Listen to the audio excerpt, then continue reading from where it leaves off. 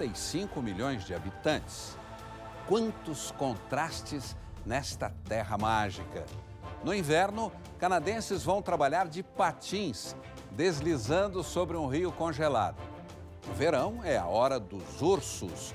Nas montanhas rochosas, eles parecem brotar das árvores. Nossa equipe ficou frente a frente com a espécie mais perigosa. Renas, raposas do Ártico, cachorros da neve. A vida selvagem é riquíssima. A paisagem sem igual. Montanhas de pedra, lagos de um azul intenso, florestas de pinheiros, cataratas impressionantes. E no céu, o espetáculo da aurora boreal. O programa desta noite é uma coprodução com a EPTV, afiliada da Rede Globo.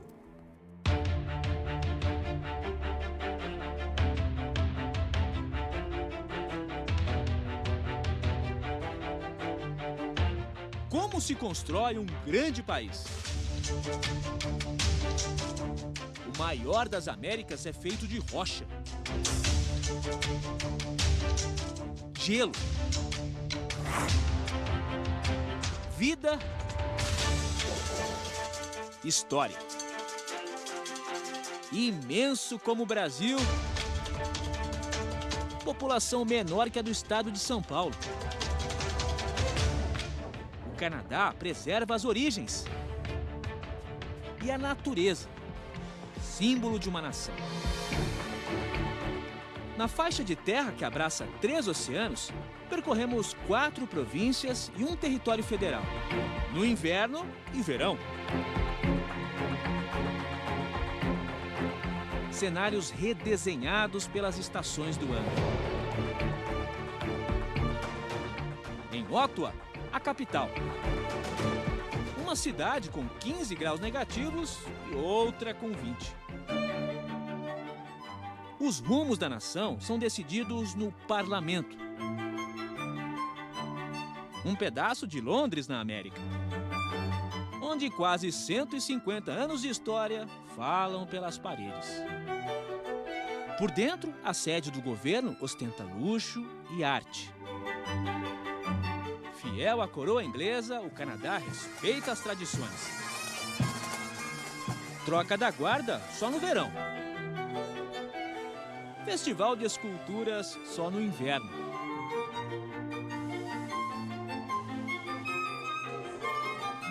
Gente de vários países para a tradicional competição. Blocos de gelo viram obras de arte com prazo de validade. Só duram até a próxima estação. Cansado do trânsito nas grandes cidades? Aqui em Ottawa existe um transporte alternativo e divertido. Os veículos são os patins. Nós estamos no canal Rideau, navegável durante o verão, mas congelado nessa época do ano. Vira uma avenida com quase 8 quilômetros de extensão. Os canadenses podem se orgulhar de ter a mais longa pista de patinação no gelo do mundo. Aqui o tráfego é intenso, mas não aborrece ninguém. Já no verão, quanta diferença! O caminho sólido volta ao estado líquido e permite curtir a cidade de um jeito diferente, remando por essas águas mansas. Construído em 1832 e considerado patrimônio mundial, o canal Rideau serve de passagem durante o ano todo. O que muda aqui é o meio de transporte. Com 200 quilômetros de extensão, um dos mais antigos canais do mundo liga Ottawa à cidade de Kingston. Foi construído como estratégia militar, mas reina a paz nos passeios de barco e ônibus. Esse aí é o anfíbio. O canal é margeado de ciclovias. Caminho diário da executiva Ainsley durante o verão. Mas no inverno, tudo muda. Ela prepara o material de trabalho e outros apetrechos. Parte a pé. Mas no caminho troca de calçado. Segue deslizando pelo canal congelado por 4 quilômetros até o escritório onde trabalha. O que para muita gente é diversão, para ela é necessidade. Eu costumava usar os patins para ir à escola quando era pequena. As pessoas aqui usam o gelo como meio de transporte. Não há muitos lugares no mundo onde existe isso. É muito especial. A pista de patinação é um programa familiar. Arrasta adeptos desde cedo. Na família de indianos, a avó vai no trenó e o mais novo no carrinho. É diversão para todas as idades, desde o bebê de 2 meses à minha mãe, que tem 65 anos. Como em todo canto do mundo, tem brasileiro na pista. Tem essa pista para poder passear, brincar, se divertir, pública, fora o visual, que é maravilhoso. Quem não tem patins pode alugar. Na teoria é fácil. O problema é a prática. Mas é preciso estar preparado para um inimigo da patinação, o mico. Em 5 minutos tem que... Aí.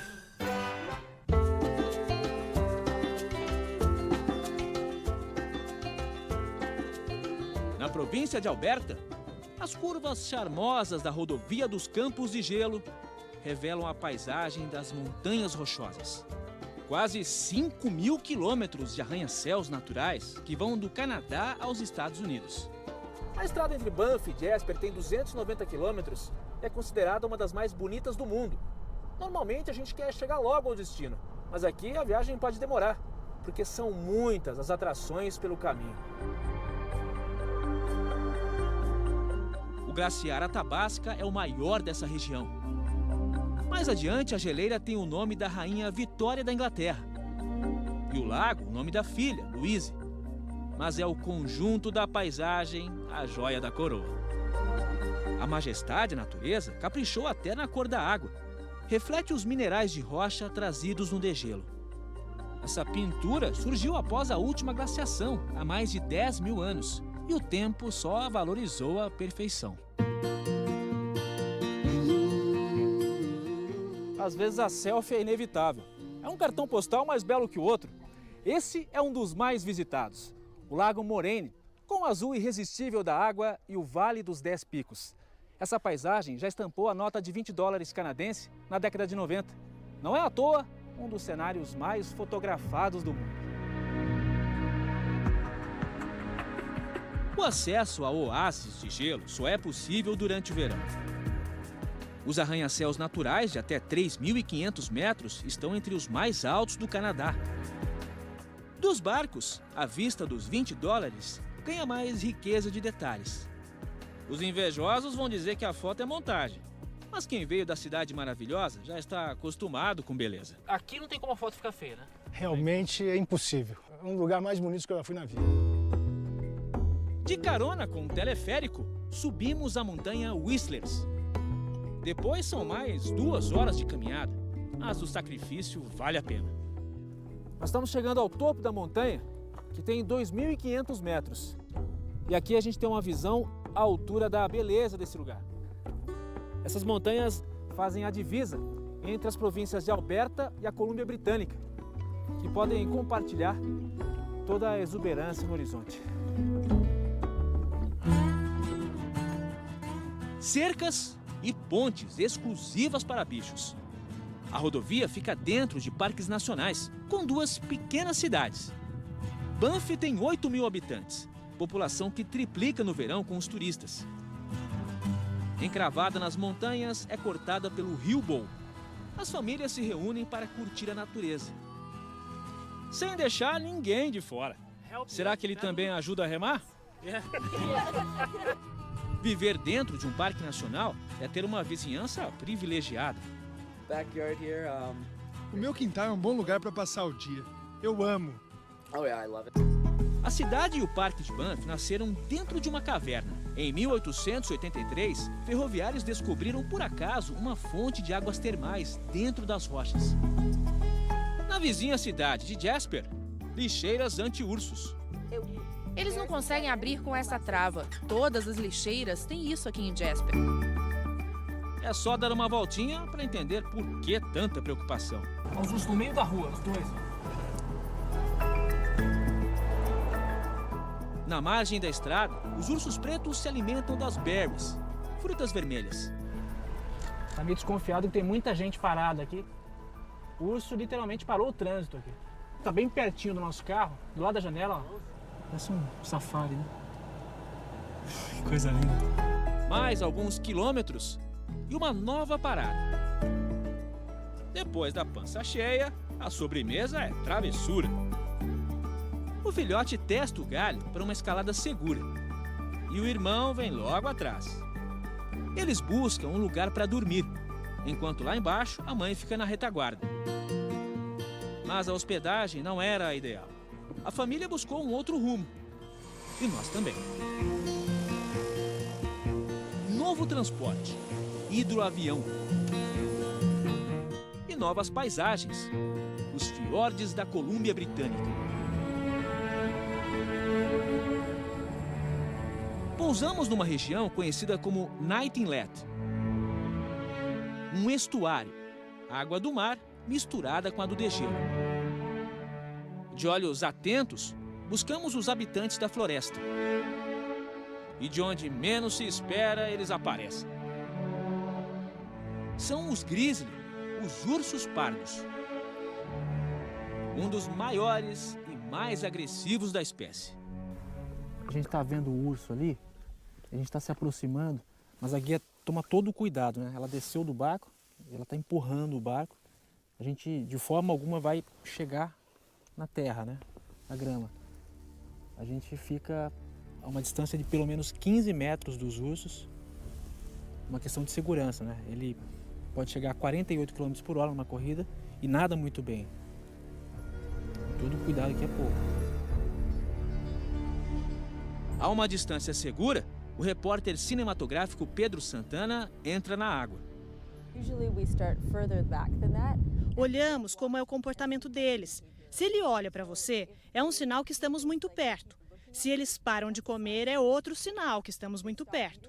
Se põem as orelhas para frente, é um sinal de agressividade.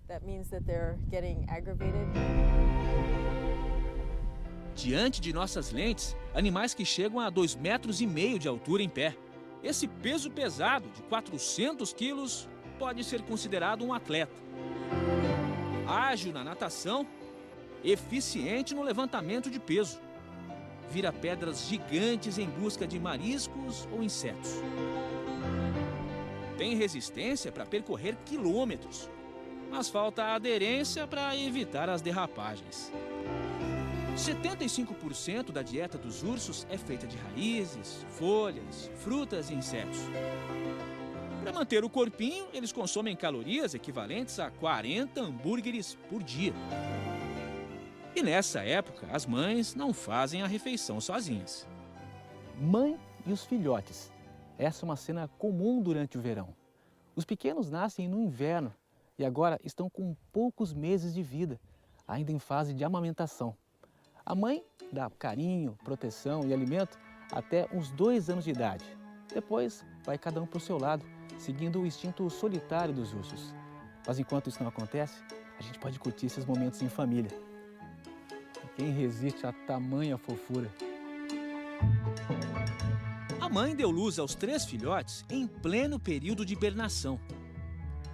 Os pequenos nascem cegos, mas agora enxergam muito bem a fonte de alimento. Enquanto amamenta, a mãe continua alerta à presença de machos.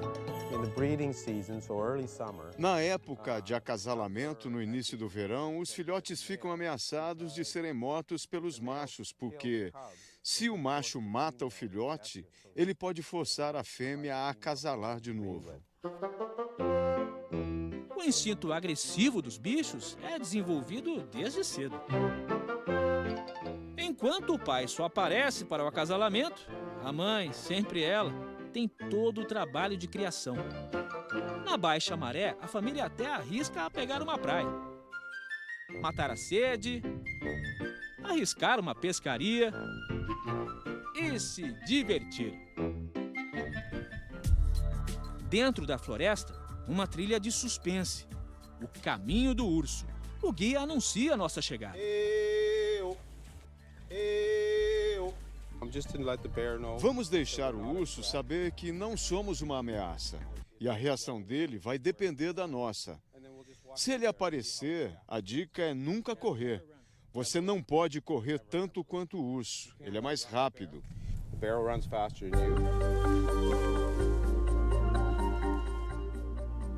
Em alguns minutos de caminhada, lá está a dona e o herdeiro do pedaço.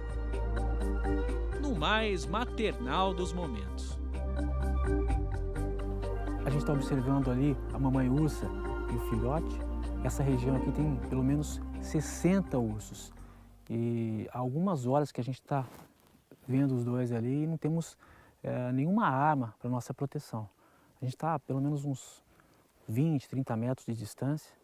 A única coisa que a gente tem aqui para nos proteger é esse spray de pimenta que o Brian trouxe. Ele disse que nunca precisou utilizar, né? E tomara que hoje não seja a primeira vez. Na volta da trilha, o sinal dos ursos está nas árvores. Eles deixam os pelos e o cheiro. As câmeras dos cientistas monitoram o comportamento curioso de se esfregar nos troncos. Até os filhotes fazem isso. Também flagramos o esfrega-esfrega. O que eles fazem é um meio de comunicação. Os ursos interpretam o mundo pelo cheiro. Eles se esfregam na árvore e o próximo da espécie sabe quem passou pela trilha. Os pelos deixados nas árvores são coletados para análise do DNA, para monitorar a população. E as pequenas figurinhas do verão mostram a vida que se renova no gigante chamado Canadá.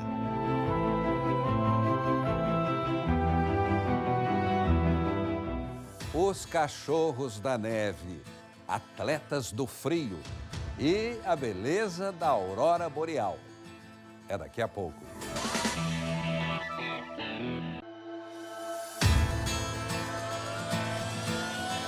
Yukon, território de soberania da natureza. As mais altas montanhas e os maiores campos de gelo fora dos polos. Estamos no Parque Nacional Kluane, onde caberiam 14 cidades do tamanho de São Paulo.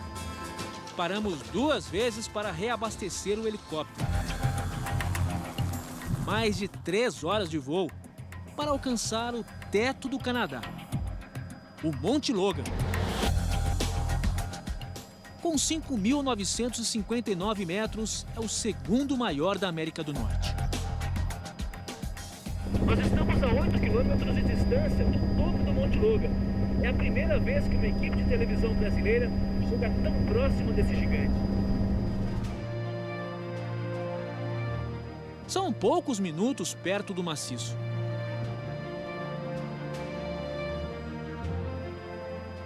Toda vez que voamos em grandes altitudes é difícil.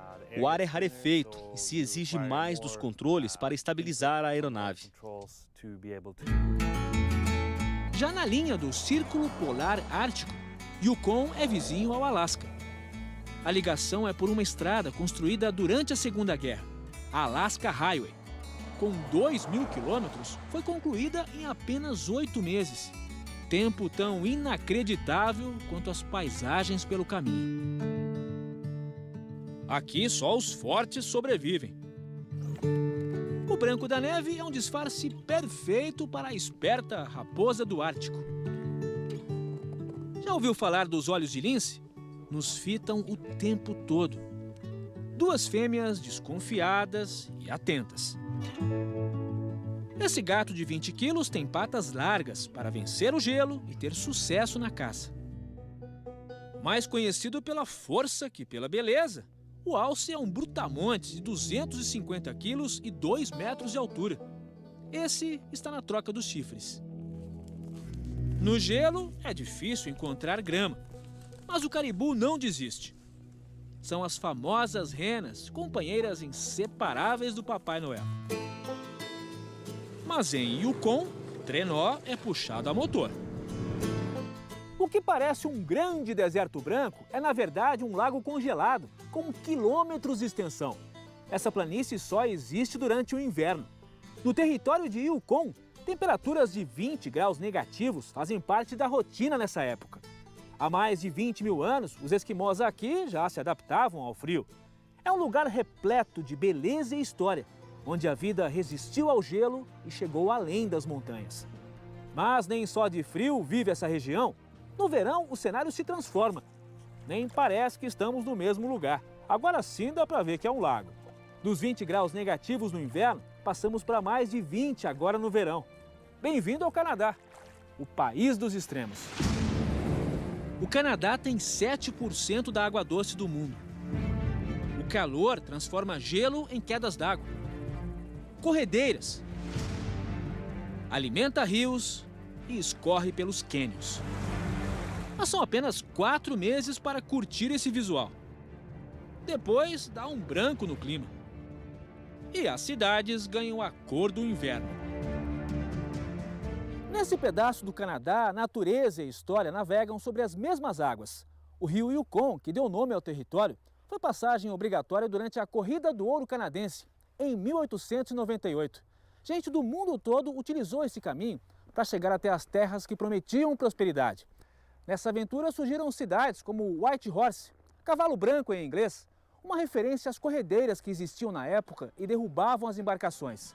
O sonho de muitos candidatos a milionário afundou aqui, mas ficaram as lembranças dessa história. O Klondike relembra o tempo em que 7.000 embarcações circulavam por essa região. Aventureiros de todo o planeta montavam acampamentos.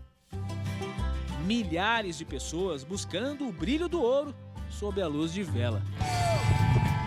Mais de um século depois, a busca pelo ouro continua na mais tradicional corrida de aventura. Competição internacional, onde um filho de portugueses desafia o frio. Não tá com frio nas pernas? Estou, mas faz bem. É? Ficas mais forte. Right? É para ficar. Eu gosto do frio. Você gosta? Sim. Percebe-se, né? Estou impressionado. Parabéns, você é muito corajoso, viu? Obrigado. Boa sorte na prova. Sim. Mesmo com a temperatura abaixo de zero, o atleta masoquista deixou o frio e o bom senso para trás. Um cenário como esse nos convida a conhecer a natureza, inclusive que está debaixo da neve. Hoje nós vamos fazer uma pescaria diferente, os moldes dos antigos povos canadenses. Antes, eles usavam uma rocha ou algo pontiagudo para abrir um buraco no gelo. Hoje, a tecnologia facilitou um pouco as coisas. David, o nosso guia, faz um buraco de 1 metro de profundidade no gelo. Está cortando o peixe em pedacinhos aqui para fazer a isca. Nós vamos tentar a truta do lago.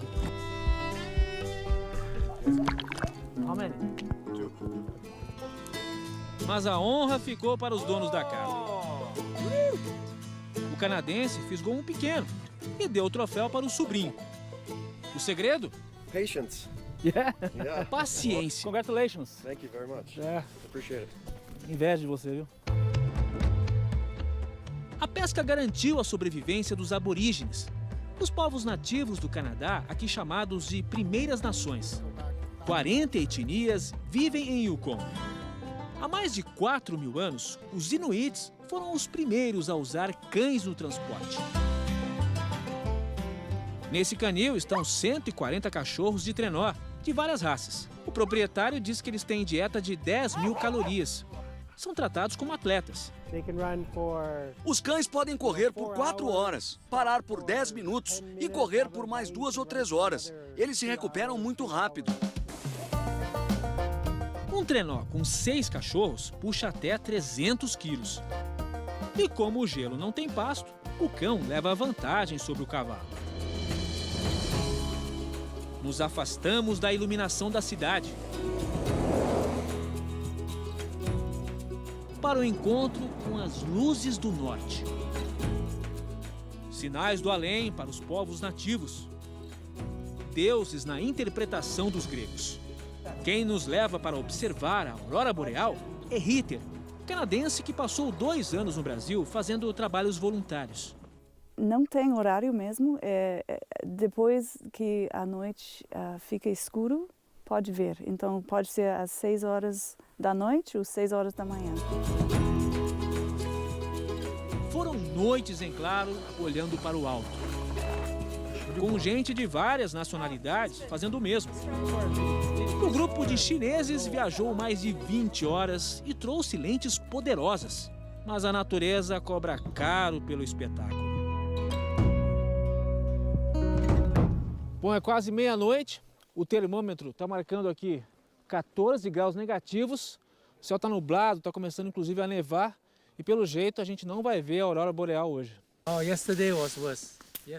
Ontem nevou, hoje está do mesmo jeito. Vamos voltar amanhã. A noite seguinte é estrelada. O frio continua intenso e o fogo ajuda a descongelar nossos equipamentos. O plantão para ver a aurora boreal dessa vez é recompensado.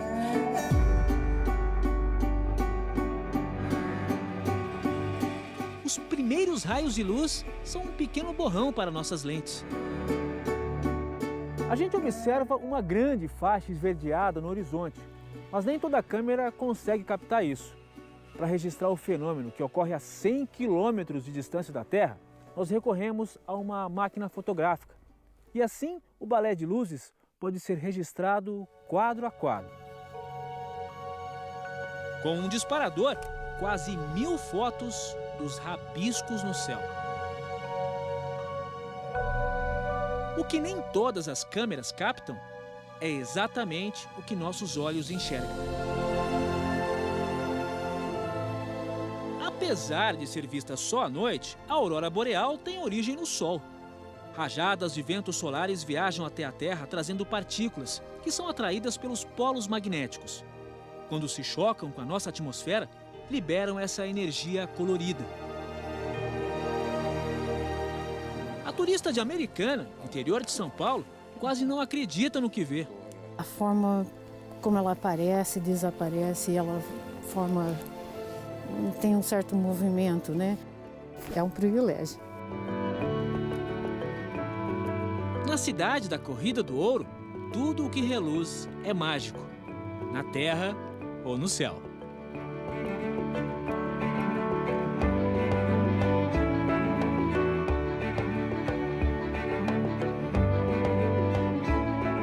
Um hotel de gelo.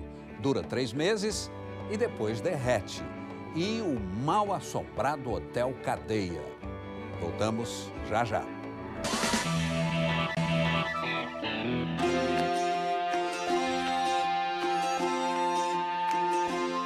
Às margens do rio São Lourenço, parcialmente congelado, um pedaço da França no Canadá. Desde 1608, o idioma oficial é o dos colonizadores. Bonjour, Brasil!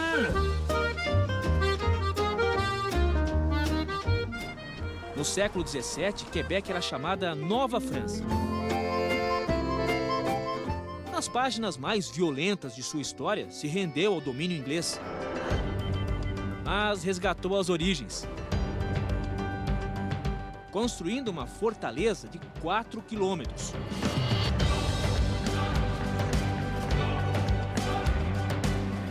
A única cidade murada das Américas.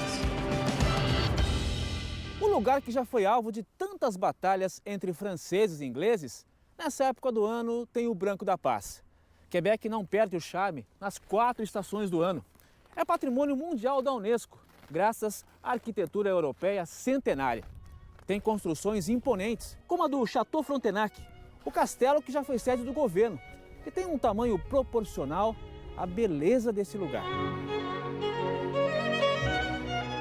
O castelo, construído no século XIX, tem 77 metros de altura e 650 quartos. No inverno, Quebec tem outras construções surpreendentes. Toneladas de neve e gelo foram o material de construção desse hotel, com obras de arte nas paredes. Luzes de LED dão um toque especial aos 44 quartos.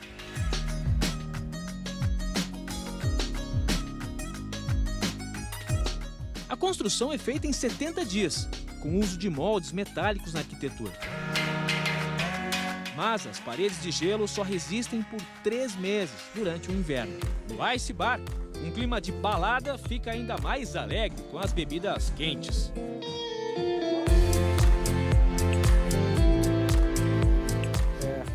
Evidentemente que o gelo aqui já está no copo, né? Em todos os ambientes, a temperatura chega a no máximo 3 graus. O hotel de gelo tem até uma capela. Mais de 200 casais já disseram sim naquele altar. Talvez por isso, há quem diga que casamento é uma fria. Para uma segunda lua de mel, os brasileiros Vilmar e Daniela vieram conhecer o hotel de gelo. São de Curitiba, onde o inverno é quase canadense. Estou acostumado com frio, adoro frio, né? Então, por isso a gente escolheu também visitar o Canadá. Eu passo mais frio lá do que aqui. As amigas canadenses Emily e Milena vieram passar uma noite no hotel de gelo. E só na preparação para ir para a cama foram pelo menos 20 minutos. São várias camadas de proteção. Como será dormir nesse congelador? Emily garante que não passou frio. É uma experiência única. Precisamos fazer isso uma vez na vida. É divertido. Pergunto a Milena como foi ir ao banheiro à noite toda embrulhada desse jeito. É melhor ir antes de toda a preparação ou esperar até o amanhecer.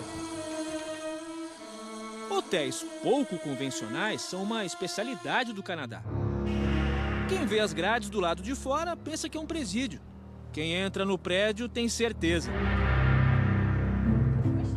Mas acredite, é preciso pagar para dormir aqui. Construído em 1862, tem 70 celas oferecidas para hospedagem. É uma experiência fascinante circular pelas celas. É um jeito de ir para a cadeia sem ser um fora da lei. O presídio chegou a ter mais de 1.000 detentos, inclusive mulheres e crianças a partir dos 9 anos de idade. A lista de crimes incluía loucura, bebedeira e falta de limpeza na casa. Como o prédio não tinha aquecimento, os presos enfrentavam escuridão e frio. Por isso, era considerado muito severo. Essa aqui é a ala dos presos que eram condenados por crimes mais violentos. São as solitárias, né? E hoje são quartos do hostel. Ela vai mostrar pra gente aqui, olha só. Olha o tamanho da cela, que impressionante. O espaço aqui é muito pequeno, 1 metro mais ou menos, no máximo. Interessante que antigamente as pessoas pagavam para não estar aqui, né? E agora elas desembolsam $35 para dormir numa cama de presidiário. Olha só, meio claustrofóbica aqui a experiência. Esse era um caminho sem volta, o corredor da morte. Desciam por essa escada os condenados por assassinato. Foram 3 durante o funcionamento da cadeia. E a pena máxima nesses casos era a execução pela forca. E quem morreu aqui ainda assombra os corredores. O alfaiate irlandês Patrick James Whelan foi acusado de matar um político no Canadá em 1869. Várias pessoas dizem ver um homem parecido com Patrick ajoelhado e depois saindo da cela em direção à forca. Na cela dele se ouvem passos, vozes e os sussurros de alguém rezando, mulheres chorando e crianças rindo. Os jovens estudantes da Bélgica passaram uma noite no hostel. Até gostaríamos de ver os fantasmas. Esperamos, mas não apareceram. Não há grades que prendam a imaginação. A floresta dos pinheiros gigantes, o rio que despenca em cataratas e o brasileiro que prosperou no país do frio. Voltamos já já.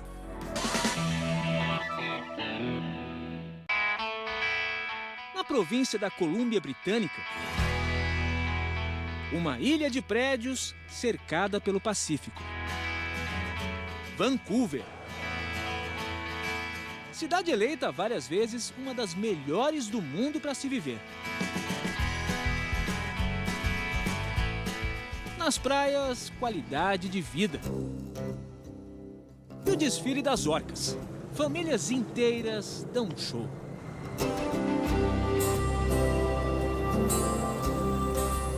Na cidade onde se respira a natureza, a caminhada é sobre os maiores pinheiros do mundo. O Parque Capilano tem uma ponte suspensa com 140 metros de saculejo. É como se a gente estivesse flutuando no topo das árvores. A ponte é sustentada por cabos de aço. Mas quando foi construída, em 1889, o material era fibra de cânhamo, uma planta da família da maconha. Balançava bem mais. É um passeio para quem não tem enjoo nem medo de altura. Lá embaixo, a 70 metros, está o rio Capilano e a paisagem faz qualquer um balançar. Por falar em altura, na província de Ontário, um rio inteiro desaba de um cânion.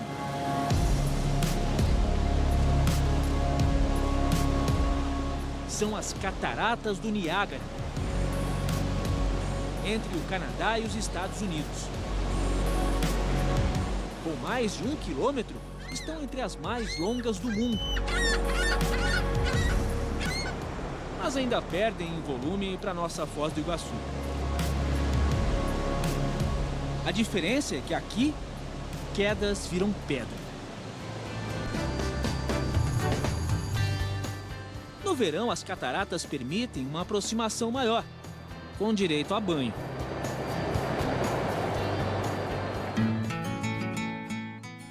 Em Niagara-on-the-Lake, uma cidade repleta de cores no verão. Conhecida pelos vinhedos, tem parreirais dando frutos no calor. Mas as uvas só são colhidas durante o frio. Ressecadas pelas baixas temperaturas, produzem um dos vinhos mais apreciados do mundo, o Ice Wine. É como colocar a uva na geladeira, com 6, 7, 10 graus negativos. A água da fruta congela e a concentração de açúcar fica 2 vezes maior.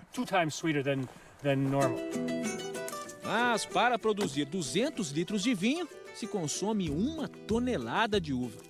Por isso, é uma bebida para gosto e bolso refinado. É um vinho muito doce, concentração muito alta de açúcar, muito saboroso. Pode o mundo caber dentro de uma cidade? Se for em Toronto, a resposta vem em 140 idiomas. Where are you from? India. Jamaica. Bangladesh. China.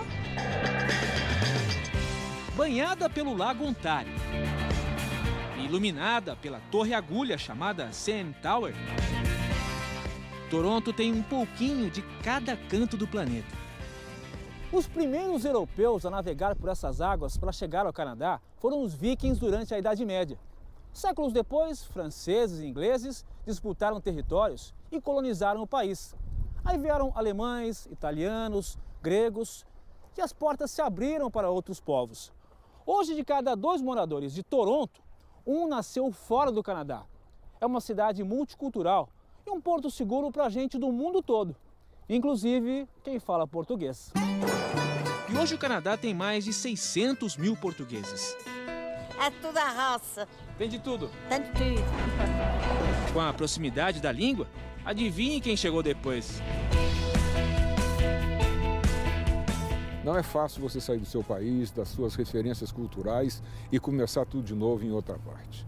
É difícil, é complicado, exige muito das pessoas. Agora, os canadenses recebem os estrangeiros de braços abertos. Nós, brasileiros, eu acho de uma maneira até especial, muito bem.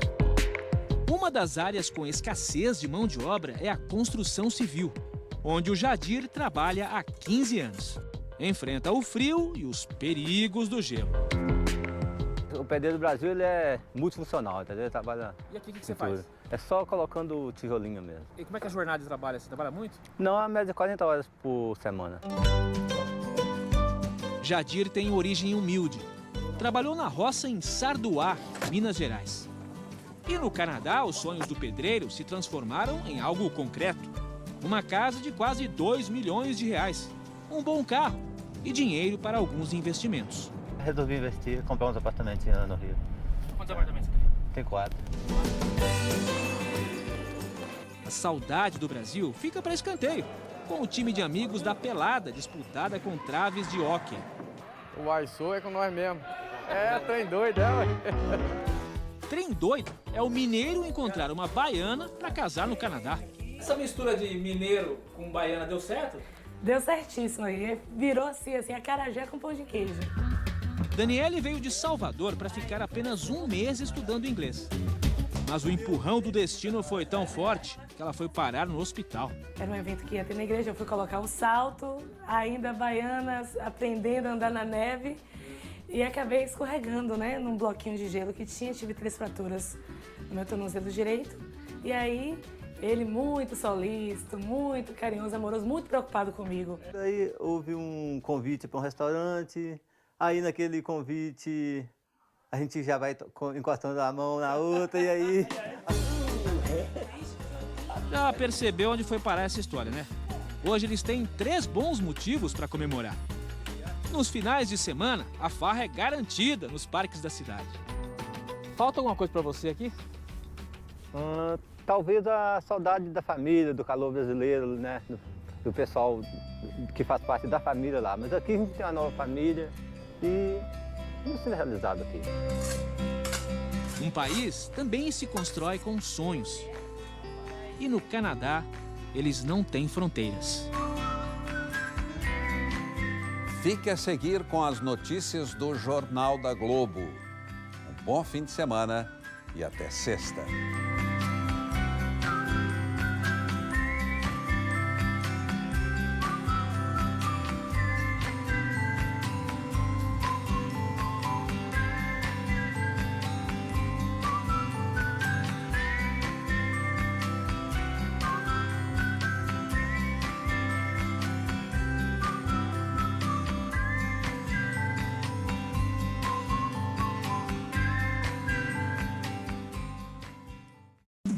Globo Repórter.